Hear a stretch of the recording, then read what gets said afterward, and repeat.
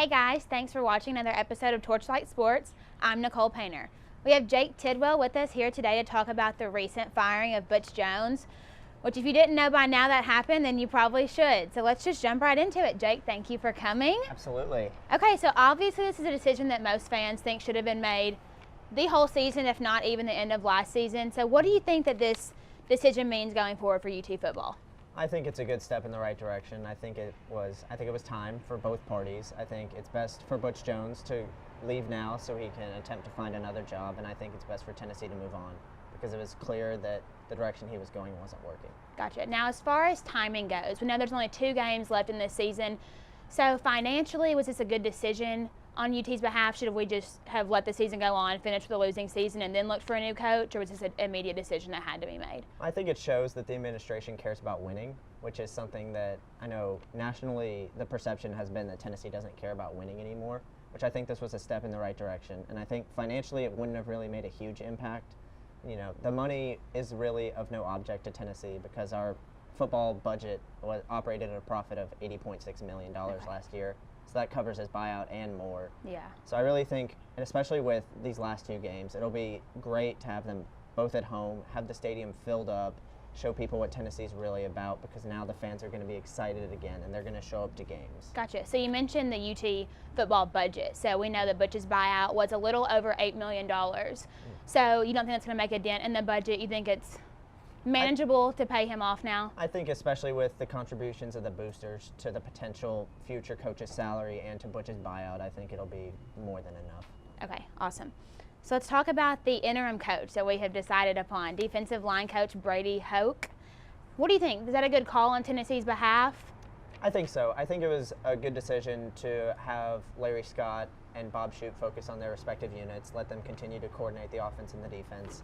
And I think it was a good decision to have someone with former head coaching experience, even if it wasn't great head coaching experience, it was still experience step into that role. Okay, so big topic right now is who's going to be the next head coach of Tennessee football. We've got some groomers out there, Chip Kelly, Dan Mullen. Who do you think is best suited for that position? John Gruden, and there really isn't a close second. Okay. I think he's a man with Tennessee ties.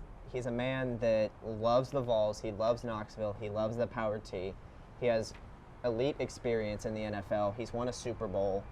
You know, people claim it was with someone else's players, but he took someone else's players and won a Super Bowl with them. Right. You know, there's obviously issues with him returning to college with the NCAA rules and following all of that, but I think if he assembles a solid staff around him, he'll be able to navigate that easily. Do you have good trust in our athletic director to make the right decision?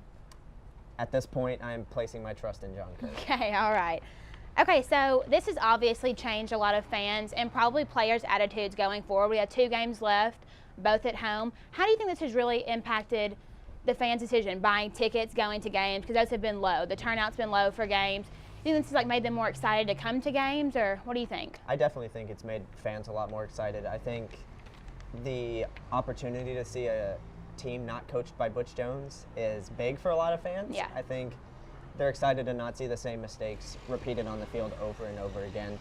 And it may not be drastically different results, but I think the fan turnout will be, you know, a lot better than it has been in previous games. And I think as far as the players go, you know, that you typically see after a coach gets fired and an interim is announced that the players will rally around that interim for 1 or 2 games. Yeah. So I think LSU could be on upset alert this weekend timing, as the players get all riled up.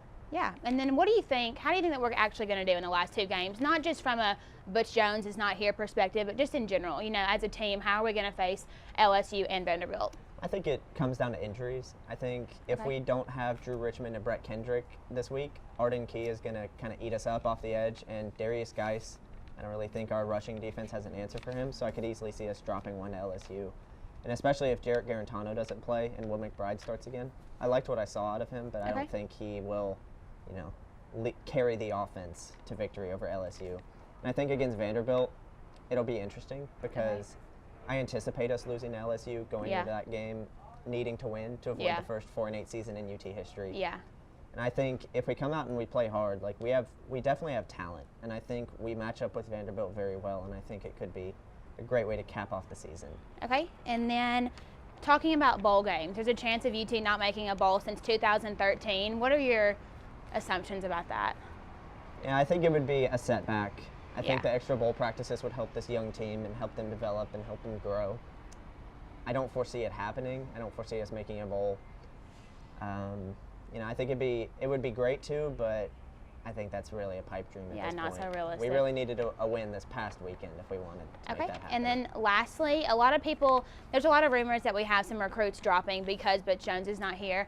How does that news settle with you? Do you think that's negative on their part because if they don't want to be here just because of the coach, they're not really bought into the program? Or how do you look at that recruits maybe are dropping now? I understand it.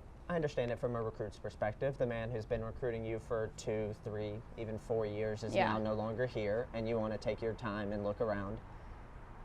I think you do have to commit to a program. I do think there are recruits out there who have said, it doesn't matter who the coach is, I'm coming to play for Tennessee. Gotcha. And I think that's a mindset that more of them need to adopt. What concerns me more is the fact that Butch Jones was calling some of these players who ended up decommitting before he was fired and told them to start looking around. Right. Yeah, not much commitment from him as a head coach, I guess. Well, thank you so much for being here. Thank you for spending your time with us today. And then we will make sure to keep you up to date on the next 2 games that Tennessee has and keep you up to date on the rest of the season, as well as who the new head coach might be. Make sure to stay up to date on all your latest UT news by following us on Facebook, Instagram, and Twitter, all at Torchlight UTK.